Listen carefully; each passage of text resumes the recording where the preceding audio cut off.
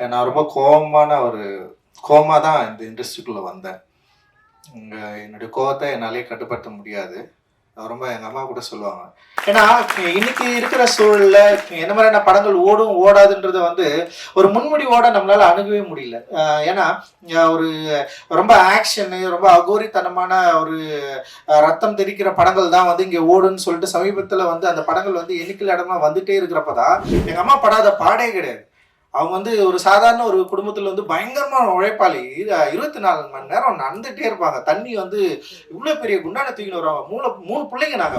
எல்லா அம்மாவுக்குமா தான் ஒரு தலித் குடும்பத்துல இருக்கிற அம்மாவுக்கு ஒரு பிரச்சனை கேட்பா, நீ எங்க போனாலும் நீ யாருன்னு கேட்டா சொல்லாதுன்னு சொல்லுவாங்க. நீ என்ன கறி சாப்பிடுன்னு கேட்டு இதெல்லாம் செய்யாதுன்னு சொல்லுவாங்க. சோ அதே தான் எங்க அம்மா சொல்லி என்னையும் அமிச்சாங்க.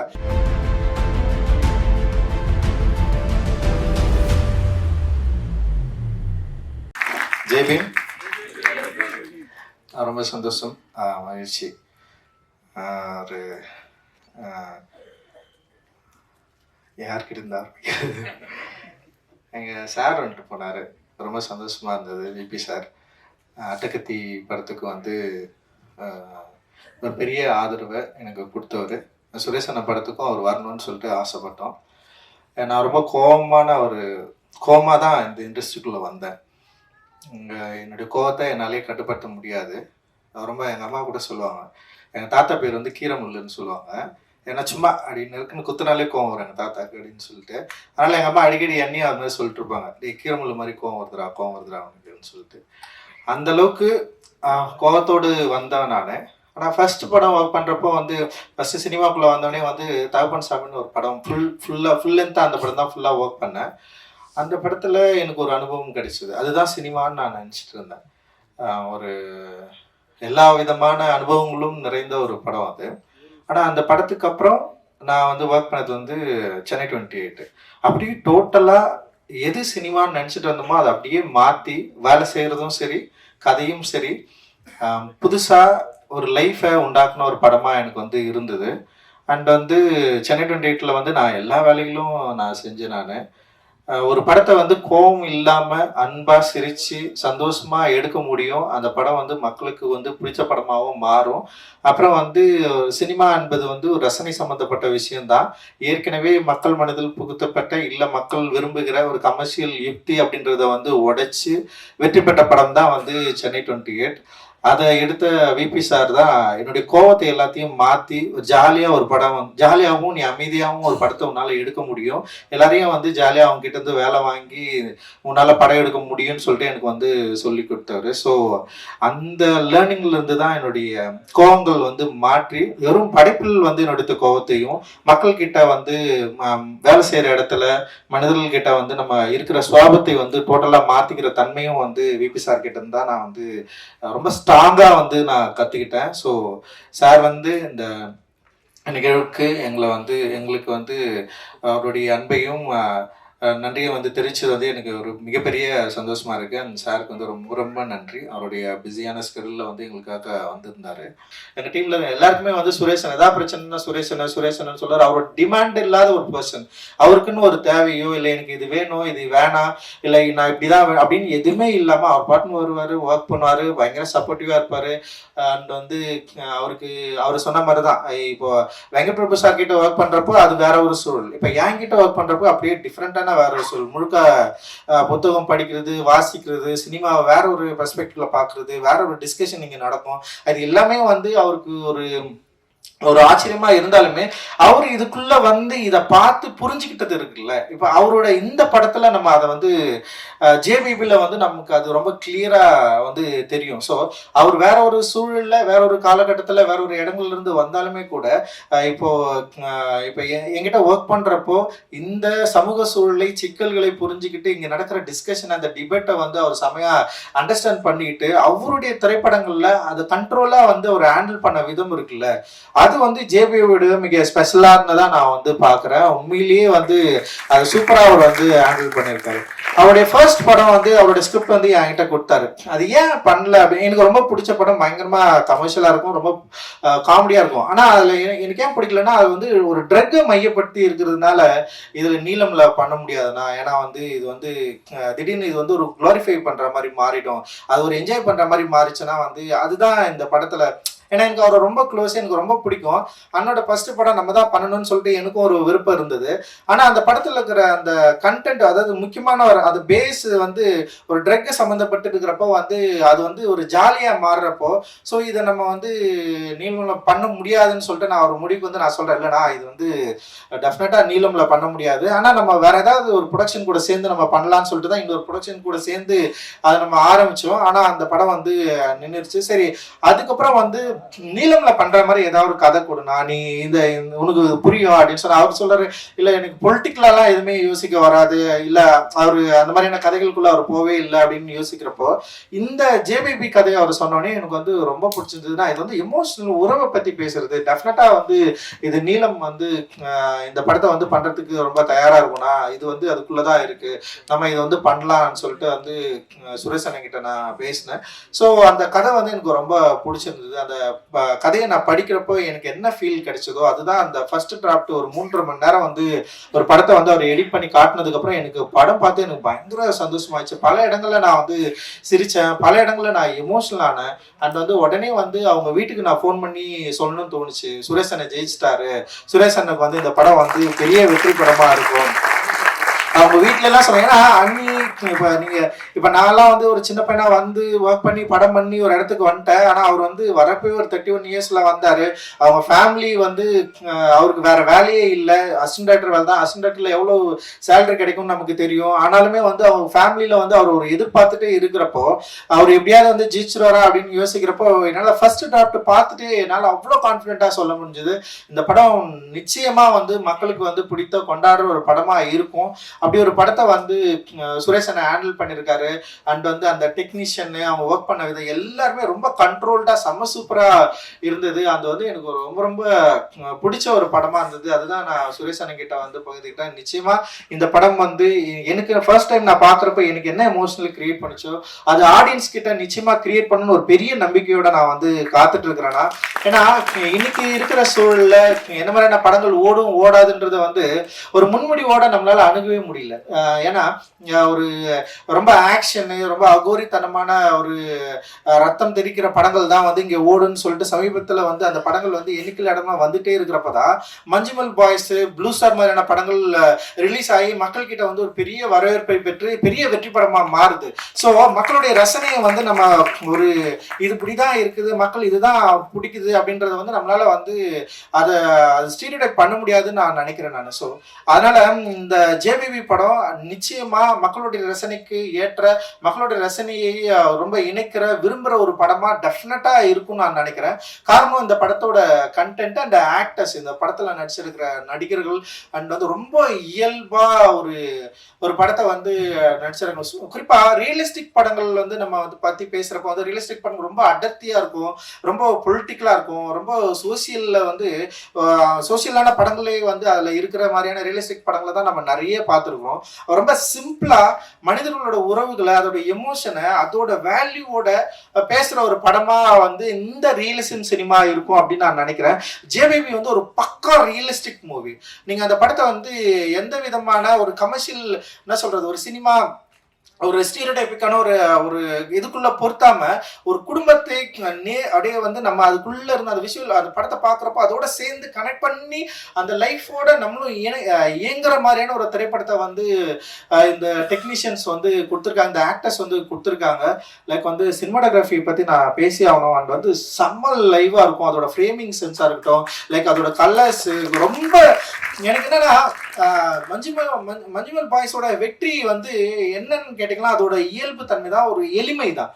அந்த எளிமையை வந்து மக்கள் வந்து அதை அப்படியே அக்செப்ட் பண்ணிக்கலாம். அதில் வந்து திரைக்கதை பயங்கரமா இருக்கணும்னு யோசிச்சிருக்க மாட்டான், ரொம்ப சிம்பிளா இருக்கும். ஒரு ஆக்டருக்கு, ஒரு நடிகருக்கு, ஹீரோவுக்கு ஒரு சாங்கு இல்லை வந்து அப்படின்னு சொல்லிட்டு எந்த கேரக்டரையும் வந்து தனியாக பிரிக்காம ரொம்ப இயல்பா சிம்பிளா பண்ணியிருப்பாங்க. ஃபர்ஸ்ட் ஹாஃப் முடிகிறப்ப என்னடா டக்குன்னு முடிஞ்சிச்சேன்னு தோணும். இப்போ செகண்ட் ஹாஃப் முடிகிறப்போ ஒரு கிளைமேக்ஸ்ல ஒரு சாங் வச்சு நம்ம எல்லாரையும் வந்து பயங்கரமா கனெக்ட் பண்ணியிருப்பாங்க, ரொம்ப சிம்பிளா இருக்கும். அந்த மாதிரி ஒரு சிம்பிளான படமா நிச்சயமா வந்து ஜேபிபி வந்து வந்திருக்கு. எனக்கு எங்க அம்மா பார்த்துட்டு என்கிட்ட சொன்னது இதுதான், நீ எடுத்த படத்துல இதுதான் சூப்பரா இருக்குன்னு எங்க அம்மா வந்து சொன்னாங்க. எங்க அம்மா ரொம்ப சந்தோஷப்பட்டாங்க. இப்ப அட்டகத்தி படம் பார்த்து முடிச்சோடனே எங்க அம்மாவுக்கு அந்த படம் புரிஞ்சுதான்னு கூட எனக்கு தெரியாது. எங்க அப்பா அதான் சொன்னாரு, டேய் என் கதையை எடுத்து நீ படம் ஜெயிச்சுடா அப்படின்னு சொன்னாரு எங்க அப்பா. ஆனா என்னன்னா எங்க அம்மாவுக்கு வந்து அந்த படம் புரிஞ்சுதான்லாம் எனக்கு தெரியாது. ஆனா எங்க அம்மா நான் எங்க ஊருக்கு போனோடனே கட்டிப்பிடிச்சு எனக்கு ஒரு முறை ஒரு முத்தம் கொடுத்தாங்க. அந்த முத்தம் என்னன்னா நீ ஜெயிச்சிட்ட அப்படின்றது தான். ஏன்னா அம்மா வந்து பிள்ளைங்க ஜெயிக்கிறத பாக்குறது இருக்குல்ல, அதெல்லாம் எங்க அம்மா பாக்குறது வந்து பயங்கரமான விஷயம். காரணம் வந்து எங்க அம்மா படாத பாடே கிடையாது. அவங்க வந்து ஒரு சாதாரண ஒரு குடும்பத்துல வந்து பயங்கரமான உழைப்பாளி. 24 மணி நேரம் நடந்துட்டே இருப்பாங்க. தண்ணி வந்து இவ்வளவு பெரிய குண்டான தூக்கின்னு வருவாங்க. மூணு பிள்ளைங்க நாங்க. ஒருத்தர் கூட வந்து எங்க அம்மாவுக்கு ஹெல்ப் பண்ணவே மாட்டோம். நான் வந்து கிரிக்கெட் ஆட போடுவேன், எங்க அண்ணனுக்கு எங்கேயாவது போயிடுவேன், என் தம்பி வந்து இப்படி போவான். லைக் வந்து எங்க தம்பி வந்து கடைக்கு போனோம்னா போயிடுவான். என் கடைக்கு போனா வந்து ஏதாவது இது மிட்டாய் கிடைக்கும்ல. ஸோ நான் கடைக்கும் போக மாட்டேன். ஆனா நான் எப்ப பார்த்தாலும் சும்மா படிக்கிற மாதிரி வந்து பயங்கரமா வந்து அப்பயே உட்காந்து இருப்பேன்.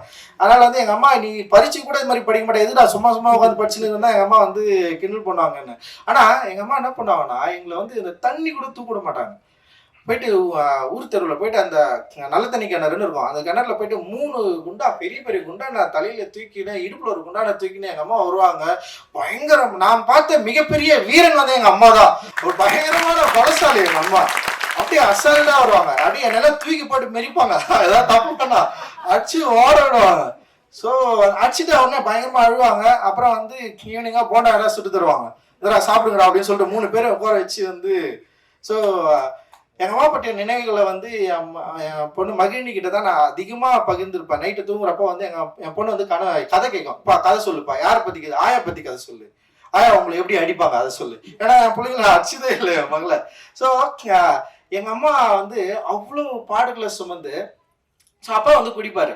ஸோ குடிக்கிற அப்பா எப்படி இருக்கும்னு சொல்லிட்டு நமக்கு எல்லாருக்குமே ஒரு இமேஜ் இருக்கும். அண்ட் வந்து எங்க அப்பா நிறைய பாசிட்டிவ் இருக்குது, எனக்கு சில கஷ்டமான நினைவுகளும் இருக்கு. ஆனா எங்க அம்மா அந்த கஷ்டத்தை வந்து எங்களுக்கு 1% கூட எங்களுக்கு வந்து கடத்துனதே கிடையாது.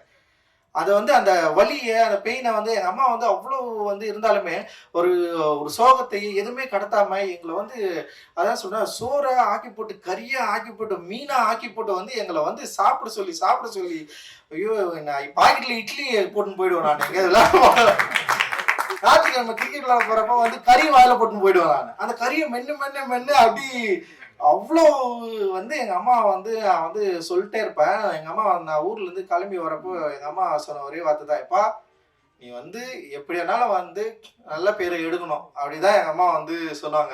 ஸோ எங்க அம்மா சந்தோஷப்படுற மாதிரி எங்க அம்மா வந்து மகிழ்ச்சி அடைகிற மாதிரி வந்து என் ப்ரொடக்ஷன்ல ஒரு படம் வந்திருக்கு. எங்க அம்மா பார்த்து ரொம்ப சந்தோஷப்பட்டாங்க.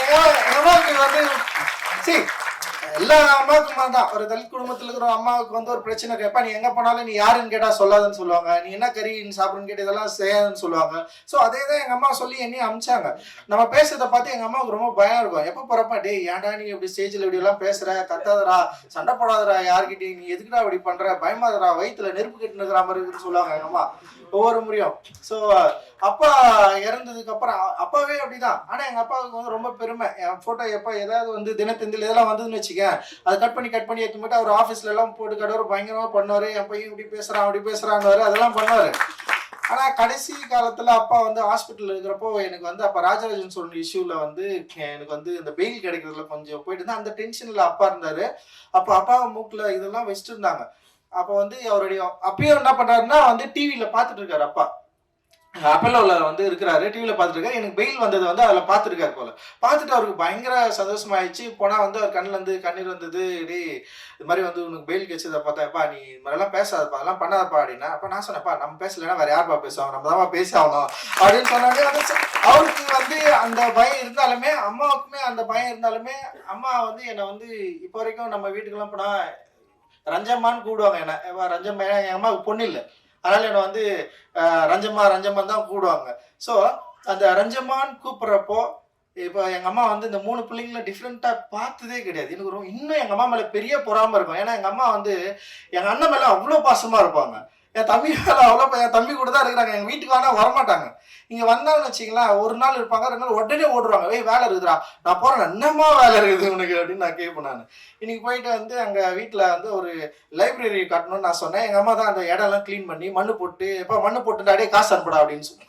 ஸோ இந்த மாதிரி அம்மா வந்து என்னோட அம்மா இருக்காங்கல்ல, அந்த அம்மாவை லைக் வந்து ஜேவிபியில் வந்து அந்த அந்த மாதிரி ஒரு அம்மாவை நம்ம பார்க்குறப்போ வந்து பல இடங்களில் வந்து எனக்கு வந்து எமோஷ்னல் ஆச்சு. ரொம்ப சிம்பிளாகவே எமோஷ்னலான ஒரு ஆள் தான் நான். ஏன்னா எங்க அப்பா வந்து டிவி பார்த்துன்னு இருக்கிறப்போ வந்து தங்கச்சி பாசம் வந்துச்சுன்னா எங்க அப்பாவுக்கு தொண்டையெல்லாம் ஒலிக்கும், அப்படியே அழுவாரு, கண்ணீரா ஊத்தும், தேம்பி தேம்பி அழுவாரு. நாங்கெல்லாம் பயங்கரமா உட்காந்து சிரிச்சுட்டு இருப்போம். ஸோ அந்த டைம்ல நமக்கு புரியாதுல்ல, டிவி பாக்குறப்போ ஒரு அம்மாவை பத்தி வரப்போ இல்ல வந்து தங்கச்சியை பத்தி வரப்போ ஒரு எமோஷனல் பயங்கரமா ஒர்க் ஆகும் எங்க அப்பாவுக்கு. ஸோ அந்த மாதிரி நான் இப்ப இந்த படங்கள்லாம் பாக்குறப்ப உட்காந்து நான் எழுதுன்னு இருக்கிறேன் நான். இப்பதான் தெரியுது. ஸோ வந்து படங்கள்ல இருக்கிற அம்மாக்கள்ல இந்த கதாபாத்திரங்கள் வந்து எப்படி வந்து மனிதர்களோட வந்து ஒன்றி போகுது, அது வந்து எவ்வளவு பயங்கரமா வந்து எமோஷனலை வந்து கொடுக்குது அப்படின்றத வந்து ஜேபேபி படத்து மூலமா நான் பயங்கரமா வந்து என்ஜாய் பண்ணேன். இந்த என்ஜாய்மெண்ட் டெஃபினட்டா உங்களுக்கு வந்து கிடைக்கும் அப்படின்னு நான் நினைக்கிறேன். ஸோ ஏன்னா இன்னைக்கு ஒரு டேர்ம் உருவாயிடுச்சு, இந்த மாதிரியான படங்கள் யார் பார்ப்பாங்க, இந்த மாதிரி படங்களுக்கு என்ன ரசிகர்கள் இருக்கிறாங்க. இப்போ ஓடிடி தளங்களே இந்த மாதிரி படங்களை வாங்குறதுக்கு பயங்கரமா யோசிக்கிறாங்க. அவங்க சொல்றது என்னன்னா, எங்களுடைய ரசிகர்கள் வேற, எங்களுடைய ரசிகர்கள் வந்து இந்த மாதிரியான படங்களை வந்து பார்க்க மாட்டாங்க, அவங்க வந்து ஒரு முன்முடிவோட இருக்கிறாங்க. எனக்கு ரொம்ப ஆச்சரியமா இருக்குது, ஒரு சினிமாவை எப்படி வந்து இவங்க முன்முடிவோட அணுகுறாங்க, எப்படி இந்த படங்களை இவங்க பார்க்க மாட்டாங்க. அதாவது முன்னாடி இப்ப அட்டகத்தி படம் பார்த்துட்டு நிறைய பேர் ஃபர்ஸ்ட் படம் பார்த்துட்டு நிறைய பேர் படம் பிடிக்கலன்னாங்க, வேணானாங்க. அதுல இருந்து வந்தவன் தான் நான். அட்டகத்தி படத்தின் மூலமா தான் நான் இவ்வளவு தூரம் வந்து நின்று இருக்கேன். பல பேருக்கு பிடிக்கல படம். அந்த மாதிரி இன்னைக்கும் வந்து நிறைய பேர் என்ன பண்றாங்கன்னா, அவங்களுடைய ரசனைகள் அப்படின்றது மக்களுடைய ரசனை இப்படிதான், இந்த மாதிரி இருக்காது, இந்த படங்கள்லாம் பிடிக்காது, இந்த மாதிரி படங்கள் வந்து பார்க்க மாட்டாங்க. இன்னைக்கு வந்து வேற ஒரு டைமா மாறிச்சு. இன்னைக்கு இருக்கிற யங்ஸ்டர்ஸ் வந்து இந்த மாதிரியான படங்கள் வந்து அவங்களுக்கு பிடிக்காது அப்படின்ற இடத்துல வந்து ஜேபேபியும் அந்த மாதிரியான பிரச்சனையை வந்து ஹேண்டில் பண்ணிட்டு இருக்கு. ஆனா நான் ஷூரா சொல்றேன், டெஃபினட்டா அந்த முன்னுரிகளை உடைச்சு இந்த படம் வந்து மக்களுக்கு பிடித்த மிக முக்கியமான சினிமாவா மாறும் அப்படின்னு நான் நம்புறேன். காரணம் வந்து ஊர்வசி அம்மாவோட ஆக்டிங், அவங்கள பத்தி நம்ம வந்து நிறைய படங்களை பார்த்திருக்கோம். இந்த படத்துல அவங்க வந்து ரொம்ப பயங்கர இயல்பா இருக்கிறாங்க. எனக்கு ரொம்ப ஆச்சரியம், ஒரு சென்னை ஸ்லாங்க எப்படி இவங்க இயல்பா இப்படி பேசியிருக்காங்க. அந்த சென்னை மனிதர்களுடைய சுவாபம், அந்த உடல், அந்த பாடி லாங்குவேஜ், அவங்க பேசுறது, அந்த வார்த்தைகள், அந்த வார்த்தைகளோட உச்சரிப்பு அவ்வளவு அற்புதமா, அவ்வளவு பர்ஃபெக்டா இருந்தது. ஒரு ரியலா சென்னையில இருக்கிற ஒரு ஒரு ஒரு பாட்டியை, ஒரு அம்மாவை, எங்க அம்மா பேசுற நிறைய வார்த்தைகள் இந்த படத்துல நீங்க வந்து பேசியிருக்கீங்க. சுரேஷனோட அம்மா பேசுற வார்த்தைகளை நிறைய நீங்க வந்து பேசியிருக்கிறீங்க. அவ்வளோ இயல்பா இருந்தது. பல காட்சிகள் இருக்குது. குறிப்பா கிளைமேக்ஸ்ல ஒரு சீன் வரும். இவங்க என்ன பண்ணாங்கன்னா, ஒரு நீதிமன்றத்துல வந்து உட்காந்துருப்பாங்க. அப்போ வந்து வெளியே உட்காந்துக்கிறப்போ வந்து கொஞ்சம் பானிபூரி வாங்கினேன்னு சொல்லிட்டு சொன்னோடனே இவன் தினேஷ் ஓடி போய் வாங்கிட்டு வருவான். வந்து கொஞ்சம் சாப்பிட்டு முடிச்சோடனே உடனே அந்த சோளம் கொஞ்சம் வாங்கினேன், திரும்ப எழுந்து ஓடுவானுங்க. அப்புறம் திரும்ப நான் கேட்கிறப்ப வந்து தினேஷா யாரும் கேட்பாங்கன்னு நினைக்கிறேன், மா என்னம்மா நீ சும்மா ஏதாவது கேட்டுனே இருப்பியா அப்படின்னு சொன்னோடனே உடனே அம்மா சொல்லுவாங்க, டேய் நீங்க குழந்தையா இருப்போ நீங்க கேட்டதெல்லாம் நான் வாங்கி கொடுத்தல, என்னைக்காவது நான் வந்து ஏடா நீங்க சும்மா கேட்டு நான் சொன்னா இன்னைக்கு அம்மா நான் கேட்கிறப்ப வாங்கினாங்கடா அப்படின்னா. சோ அம்மாக்கள் குழந்தையாகிற தருணம் இருக்குது இல்ல, அம்மாக்கள் குழந்தையாகிற தருணம் அது. ஏன்னா பெத்த பிள்ளைகளை வந்து குழந்தையா பார்த்து பெரியவனா ஆனதுக்கு அப்புறம் எல்லா அம்மாக்களும் குழந்தையா மாறுறாங்க. அந்த குழந்தையா மாறுற அம்மாக்களை வந்து நம்ம கவனிக்காம விடுறோம் அப்படின்னு நான் நினைக்கிறேன். அந்த குழந்தையாகிற அம்மாவை அவ்வளவு தத்ரூபமா அச்சு அசலா வந்து ஒரு பிரதி எடுத்து அந்த காட்சி, நான் அந்த சீன் வந்து ஆக்சுவலி ஒரு காமெடி சீனு, அதை பார்த்தோன்னே பயங்கர எமோஷனல் ஆயிட்டேன். இப்படி ஒரு சீனை வந்து இவரால வந்து வைக்க முடிஞ்சது. அந்த யோசனை இருக்குல்ல, பயங்கரமான யோசனை. அம்மாக்கள் குழந்தையாகிற தருணம், அந்த குழந்தையாகிற தருணத்தை நம்ம சரியா புரிஞ்சுக்கிட்டு அம்மாக்களை கரம் பிடித்து நம்ம வந்து அழைத்து செல்ல வேண்டிய ஒரு வேலையை, ஒரு விஷயத்த வந்து இந்த படம் வந்து பயங்கர சாலிடா பேசியிருக்கு. அதுல வந்து அந்த ஊர்வசியமோட ஒர்க் பயங்கரமா இருந்தது. தினேஷ், இந்த மாறன் அண்ணா வந்து தினேஷோட ஆக்டிங் ரொம்ப இன்ட்ரெஸ்டிங்கா இருந்தது. இந்த மாறன் அண்ணா வந்து நிறைய காமெடியா நடிச்சிட்டு இருந்தவர். அண்ட் இந்த படத்துல வந்து ஒரு கேரக்டர் ஆர்டிஸ்டா அவ்வளவு அற்புதமா பண்ணிருக்காரு. ஒரு புதிய ஒரு நடிப்பு பயணத்தை வந்து இந்த படத்துல வந்து அவர் தொடராரு அப்படின்றது வந்து நான் ரொம்ப பெருமையா நான் வந்து சொல்லிக்கிறேன். வந்து இதுல நடிச்சிருந்த எல்லாருமே வந்து பானு பயங்கரமா பண்ணியிருந்தாங்க. அந்த வந்து மெலடி ரொம்ப நல்லா பண்ணியிருந்து, அந்த இவங்க எல்லாருமே வந்து நல்லா பண்ணியிருந்தாங்க. மியூசிக் வந்து ரொம்ப சிம்பிளா, சந்தோஷ் நாராயணுக்கு எப்படி வந்து ஒரு அட்டகத்தி வந்து ஒரு ரொம்ப சூப்பரான ஒரு தொடக்கமா இருந்ததோ, அதே மாதிரி வந்து பிரிட்டோவுக்கு வந்து இந்த படம் வந்து நிச்சயமான ஒரு தொடக்கமா இருக்கும். அந்த எடிட்டர் எல்லாருமே, ராம் ஆர்ட் டைரக்டர் ரொம்ப எமோஷனலா பேசினா, அவனை பார்த்தாலே ஒரு முரடன் மாதிரி இருக்கிறான். ஆனா வந்து அவ்வளவு ஒரு எமோஷனல வந்து அவனுடைய உடம்புக்குள்ள வந்து வச்சிருக்கான் ஏகன். அண்ட் வந்து இதுல ஒர்க் பண்ண எல்லாருக்குமே வந்து என்னுடைய மிகப்பெரிய நன்றிகள். அண்ட் இதுக்கு பெரிய சப்போர்ட்டா இருந்த அதித்தி ஆனந்த பத்தி நான் பேசி ஆகணும். அண்ட் வந்து அதித்தி வந்து காலா படத்தின் மூலமாக என்னை ரொம்ப பிடிச்சி போயிட்டு அவங்க வந்து என் கூட வந்து சேர்ந்து படம் பண்ண வந்தாங்க. தனுஷோட படத்தை வந்து அவங்க ப்ரொடியூஸ் பண்ணியிருந்த ஒரு ப்ரொடியூசர். அவங்க ஹிந்தியில் பாலிவுட்டில் வந்து நிறைய படம் பண்ணியிருக்காங்க. அண்ட் வந்து அவங்க என் கூட சேர்ந்து ஒர்க் பண்ணணும்னு சொல்லிட்டு வந்ததுக்கப்புறம் ஒரு 5 படம் பண்ணலான்னு சொல்லிட்டு பிளான் பண்ணோம். அந்த 5 படத்தில் வந்து சுரேஷ் அண்ணா படமும் இருந்தது. அண்ட் அந்த படத்தை வந்து அவங்க அந்த கதை கேட்டு அந்த ஒர்க் பண்ணி இவ்வளோ நாள் சப்போர்ட்டிவாக இருந்து இன்னைக்கு வந்து இந்த படத்தை ரிலீஸ் ஆகிறதுக்கு மிகப்பெரிய சப்போர்ட் பார்த்தீங்களா அதித்தி ஆனந்த் அண்டு விஸ்டா அபய்க்கும் இந்த டைம்ல வந்து நான் பெரிய நன்றி தெரிவிச்சுக்கிறேன். பெரிய பெரிய சப்போர்ட்டிவா அவங்க இருந்திருக்காங்க எங்களுடைய எல்லா.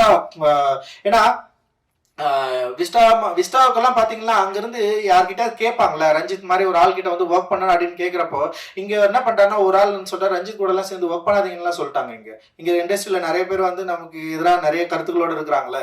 இப்ப அவங்க என்ன பண்றாங்கன்னா ரஞ்சித் கூட எல்லாம் சேர்ந்து ஒர்க் பண்ணாதீங்க, இது வந்து கொஞ்சம் பிரச்சனையா மாறும் சொன்னதுக்கு அப்புறமும் மீறி விஸ்டாவிஷன் வந்து என் கூட வந்து அதித்தி ஆனதோட சேர்ந்து வந்து என் கூட வந்து நிறைய படம் ஒர்க் பண்ணீங்க. இன்னும் நிறைய படம் என் கூட வந்து ஒர்க் பண்ண அவங்க தயாரா இருக்கிறாங்க. அண்ட் டிசைன் பிரத்தோல் வந்து ரொம்ப சூப்பரா பண்ணிட்டு இருக்காரு.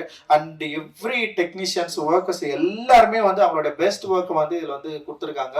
நிச்சயமா இது வந்து மக்களுக்கு பிடித்த, ஊடகங்களுக்கு பிடித்த, எல்லாருக்குமே பிடித்த ரொம்ப அற்புதமான ஒரு எமோஷனலான படமா இது இருக்கும் அப்படின்னு நினைக்கிறேன். உங்களை நாங்கள் மீண்டும் சந்திக்கிறோம். அண்டு தொடர்ந்து உறுதுணையா இருக்கிற அந்த விளம்பரத்துல வந்து உறுதுணையா இருக்கிற வந்து நம்ம பீட்ரூட்டும் அண்ட் வந்து குணாவுக்கு வந்து நாங்க எந்த மேடையிலும் நன்றி சொல்றதே இல்லை. பிஆர்ஓ குணா அண்ட் அவருடைய தம்பிகளுக்கு வந்து என்னுடைய மிகப்பெரிய நன்றியும் மகிழ்ச்சியும் நான் தெரிவிச்சுக்கிறேன். கவிதாவுக்கு வந்து ரொம்ப நன்றி. அவங்களுடைய அடைமொழியில வந்து எல்லாரும் வந்து அற்புதமா அவங்க வந்து எல்லாரையும் இன்வைட் பண்றது. அண்ட் இந்த படத்தை எங்களோட சேர்ந்து ரிலீஸ் பண்ற சக்தி ஃபிலிம் ஃபேக்டரிக்கு வந்து இந்த இடத்துல வந்து நன்றி தெரிவிச்சுக்கிறேன். காரணம் வந்து ப்ளூ ஸ்டார் அப்படின்ற வெற்றி படத்தை தொடர்ந்து நம்ம தொடர்ந்து இயங்கலான்னு சொல்லிட்டு இந்த படத்து மேல பெரிய நம்பிக்கை வச்சு என் மேல பெரிய நம்பிக்கை வச்சு இந்த படத்தை வந்து மார்ச் 8 வந்து நம்ம வந்து ரிலீஸ் பண்றோம். அண்ட் அவங்க வந்து ஒரு பெரிய சப்போர்ட்டிவா இருந்தாங்க. சக்திவேலனுக்கு வந்து என்னுடைய மிகப்பெரிய நன்றிகள். மார்ச் 8 வந்து மகளிர் தினத்தை முன்னிட்டு இந்த படத்தை வந்து ரிலீஸ் பண்றோம். அண்ட் எல்லாருமே உங்களுடைய அம்மாக்களோட வந்து இந்த படத்தை பார்க்கணும் அப்படின்னு சொல்லிட்டு நாங்க வந்து வேண்டுகோள் வைக்கிறோம். குறிப்பா இந்த படம் தியேட்டர் அனுபவத்துக்காக எடுக்கப்பட்டது. தியேட்டர்ல நம்ம எல்லாரும் ஒண்ணு கூடி தியேட்டர்ல வந்து அந்த படத்தை பார்த்து நம்முடைய உணர்வுகளை சந்தோஷத்தை பகிர்ந்துக்கணும், கொண்டாடணும் அப்படின்ற விருப்பத்தோடு எடுக்கப்பட்ட படம். நிச்சயமா நீங்க எல்லாரும் தியேட்டர்ல வந்து இது வந்து படம் பார்க்கணும். உங்களுக்கு விருப்பமான தியேட்டர்ல இந்த படம் வந்து ரிலீஸ் ஆகும். நீங்க வந்து வரணும், பெரிய ஆதரவை எங்களுக்கு தரணும். தொடர்ந்து நல்ல சினிமாக்களை தமிழ் சினிமாவில் தொடர்ந்து எடுக்கணும் அப்படின்றதுதான் எங்களோட விருப்பம். உங்களுடைய பெரிய ஆதரவுக்கும் பெரிய வாழ்த்துக்களுக்கும் பெரிய நன்றி நன்றி நன்றி. மகிழ்ச்சி. ஜெய்வீர்.